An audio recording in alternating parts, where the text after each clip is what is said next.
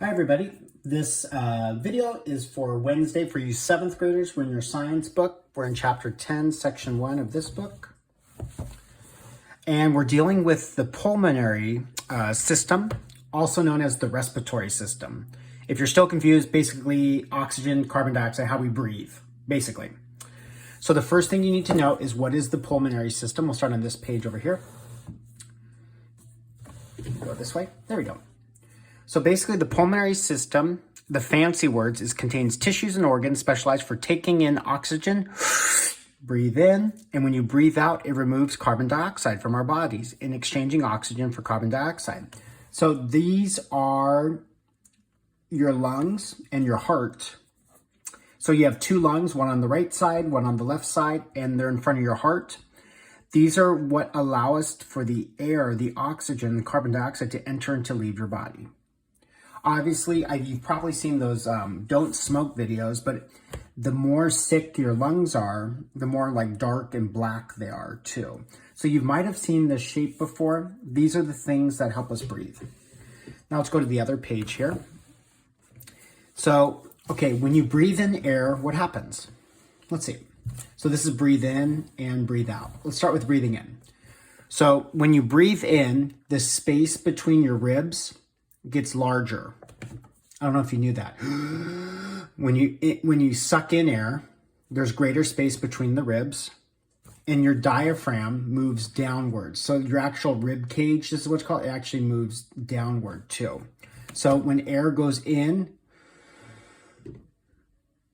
that's what's happening. And when you breathe out, that's called exhaling. There's less space between your ribs. So those holes close up, and your diaphragm actually moves up. So when you breathe in, it goes down, and then breathe out. And if you've ever seen like somebody sleeping in a movie or a TV show, their belly and their chest actually goes up and down while they're breathing. And that's why. When you breathe, there's spacing between your ribs, and your diaphragm goes up and down. Next page. Now, sadly, you can have sick lungs, and that's a problem. I mean, when you can't breathe, that's a problem. So here's a CT CAT scan. So this is what doctors and nurses want to see. This is good, healthy lungs. But sadly, there's this word called pneumonia. And it's actually one of the big reasons why people die. It's basically like your lungs are dirty with a virus and a bacteria.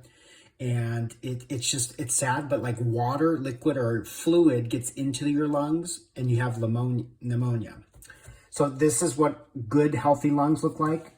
And sadly, this is what lungs with pneumonia look like. As you can see, I'll put them both in the screen. They look very different. So this is what you want. But sadly, if you have that liquid in there, that's what it would look like too. Now, suffocation is when you can't breathe.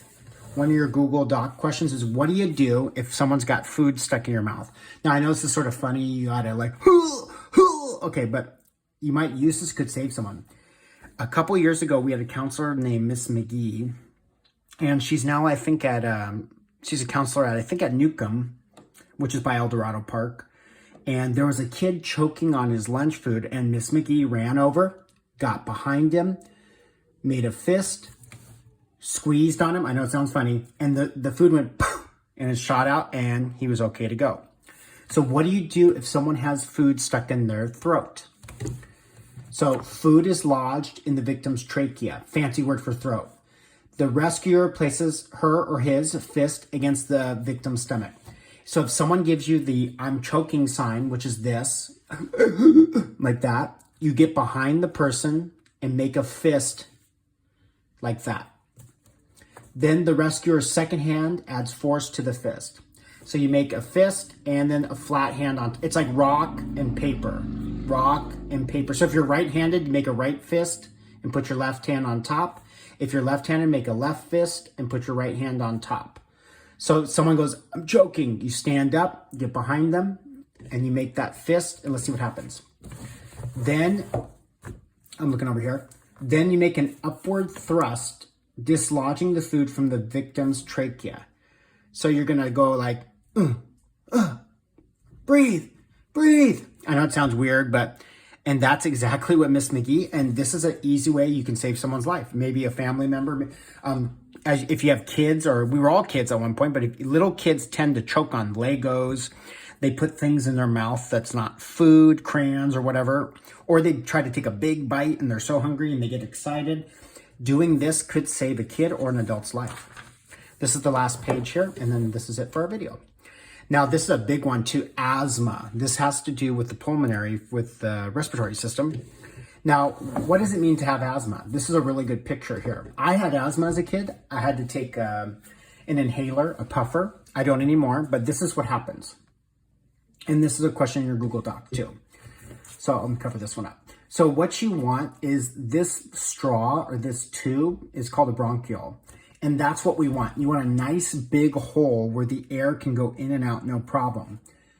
When you have asthma, the hole's only this big. So this is what you want, a nice big hole for air to go in and out. When you have asthma, it's just harder for that air to squeeze through. And that now makes sense, doesn't it?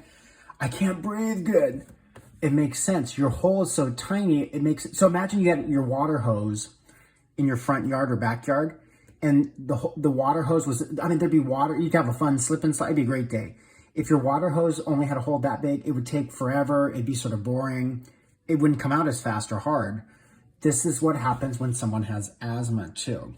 And if you have asthma, doctors will get behind you. They go, deep breath and out.